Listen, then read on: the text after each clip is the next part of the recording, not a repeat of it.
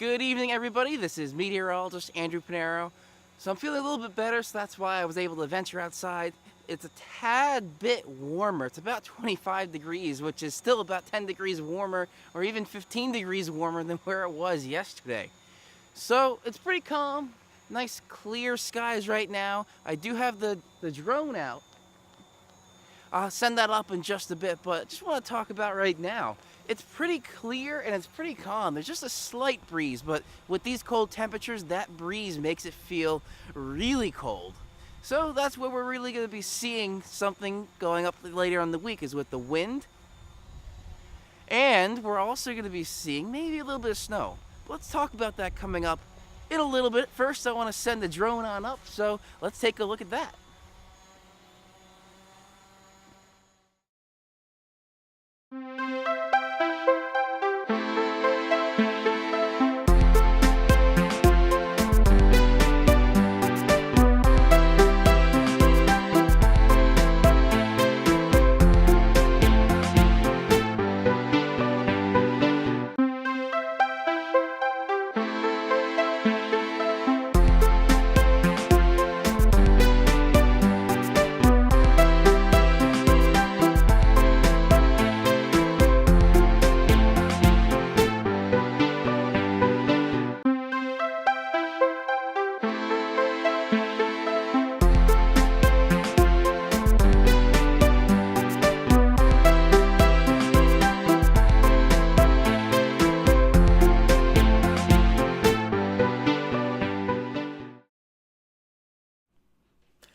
Well, welcome back into the studio now. So it was cold outside, so I decided to finish up the video inside. So I hope you enjoyed all the little bit of the drone footage there. But let's get right to it with some National Weather Service kind of warnings that are issued, or advisories that are issued out there. And we'll talk a little bit about some of the forecast models. Not really a long discussion, that will be at the weather podcast for tomorrow. So let's switch over to the computer screen. And here, this is from the National Weather Service. There's a couple interesting ones. This dark red here, this is called low water advisory. This is really for anybody that does boating, but essentially the water right now is so low that it could cause the boat to just hit a little a sandbar, a dune or something in the water, and it could cause some travel issues if you're traveling along the Long Island Sound, the New York Harbor there, or even some interior areas there close to the South Shore of Long Island. I don't know exactly what that bay is called right there, but inside, some low water, so definitely keep that in mind if you're out on the boats out there. Otherwise, the other big one to watch, high wind watch, winter storm watch. So the high wind watch is not really shown in this picture, but the winter storm watch we have for Suffolk County and pretty much south of New York City in New Jersey. So this is something we have to take a look at with this storm that looks like it's going to be coming up Thursday. So I'm very confident that we are getting this storm coming up Thursday, but the exact position, maybe within, say, 50 miles east or west, that's what's the uncertain part, and that could cause anywhere between nothing and no snow to a foot of snow in some regions. But I'm not going to be giving out any snow totals just yet. So let's start by taking a look at the GFS quickly here. So high pressure in place right now. That's what's giving us those nice clear skies we saw in the drone footage. That stays in place. Then we're seeing this low come up. Now look at the pressure. 968. And the characteristics of this almost make it look like a tropical system. Excuse me. It's not a tropical system at all, but it kind of looks like a tropical system in this sense where you're seeing a very, very low pressure in the center of the storm with no fronts or anything associated with it. And then this is showing, watch the center here. So it's pretty much take the center of Maine there and go straight down. That's where the center of the low pressure system is. And then it scoots off into Canada. It doesn't make a direct impact, and most of the heavy precipitation, it looks like it stays pretty much offshore, maybe eastern Long Island. That's kind of why the winter storm watch was issued for Suffolk County, because that's where it looks like some of the heavier precipitation in terms of snow could be making it with its way in.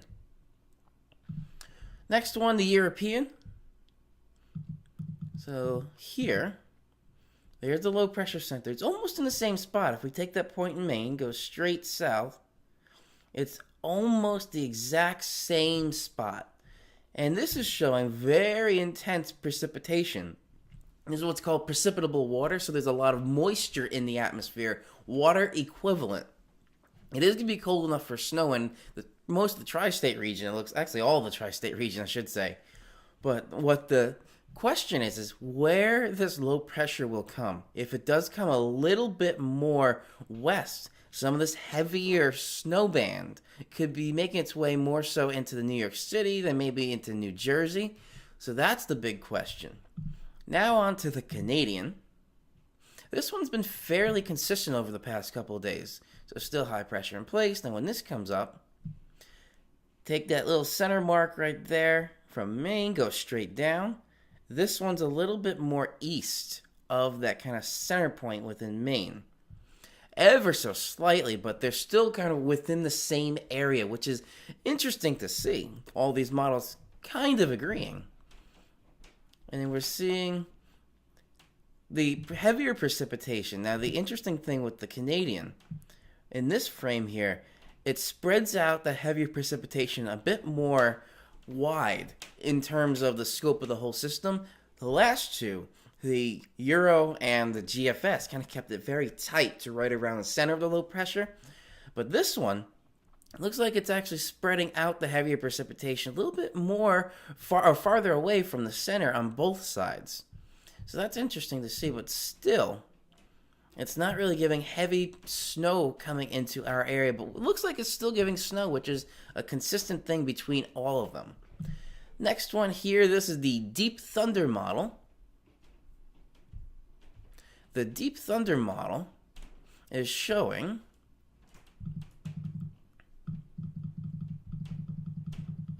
high pressure still in place there. And here comes the precipitation. Now, this very white snow, or snow in there, that is what's becoming much, much more dense. So this looks like heavier precipitation. Now let's advance a few frames here. And if you look, so take that center point in pretty much Maine, go straight south.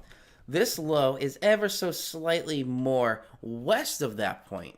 So that's interesting. That's why it looks like the heavier precipitation is making its way more into Long Island, New York City, and some spots in the Hudson Valley going into New Jersey. So that's what this one's showing, the WSI, or specific model with IBM. It's the Deep Thunder model. This is one of the newest ones I've been using. And next is the NAM here. So the NAM, let's see, high pressure in place. That's going on through. And this one, it's hard to get an exact point, but if we take that again, that center point in Maine, go straight down. That low center is ever so slightly to the right, but it's still pretty low. The total's 951 for the center, which is pretty low, and that's maybe category 1 to category 2 strength hurricane. But this is not a hurricane at all again. So the other thing here, if you notice, some of these darker blues, these are heavier bands of snow. It doesn't really make it all the way in. It stays mostly out to sea, and then it looks like some spots in Massachusetts may see a little bit of mixing there. And that makes its way out into Canada. And then the very last one I wanted to show you, this is the RPM model, also from IBM. So let's put this in play. High pressure in place, dry. So tomorrow looks like a pretty nice day, just still cold, and the cold's going to stay with us still for a little bit. And then here, there it starts. So it's starting some precipitation a little bit sooner than some of the other forecast models. Let's watch the center of the low. So if we take that point, oh, it's a little bit harder to see here. Kind of right there. If we take that point in Maine and go straight south, the center of the low is to the left or to the west of that kind of point that I just made up here to kind of keep track of where all the low pressures are. So it looks like the two models from IBM, the RPM and the Deep Thunder model, they are showing a little bit more westerly track than some of the other ones like the GFS Euro and the Canadian, even the NAM. So it's interesting to show these kind of two camps a little bit more westward track and a little bit more eastward track. That's why it looks like here the snow is not as intense as that Deep Thunder model. But yeah, some of that darker blue does kind of venture its way into New York City. And then just makes its way. Again, this one is also showing, once you get into maybe Boston area, that's where some mixing can be happening as well. Then that makes its way out and into Canada. So that was pretty much a just quick little view of what we're taking into account with this storm. Let me now switch back to my main camera. So overall, it's still a little bit tricky. The models are kind of coming a little bit more into agreement, but this is still something, even within a couple of days, that I don't really have a certain answer of how much snow we're going to get. So I'm going to give it one more day. On Wednesday, that's when I have my weather podcast. That's when I'll be talking some snow totals. So, gotta stay tuned for there. And if you want to check that out, hit that little subscribe button below and the little bell icon next to it. And that will allow us to, whenever I upload a video, that'll allow you to know when I upload that and when I go live. Because usually I do those weather podcasts live at my green screen wall right next to me. So, stay tuned and we'll have more weather updates coming. Have a great evening, everybody. Definitely bundle up. This is meteorologist Andrew Panero. I'll see you all tomorrow in that weather podcast.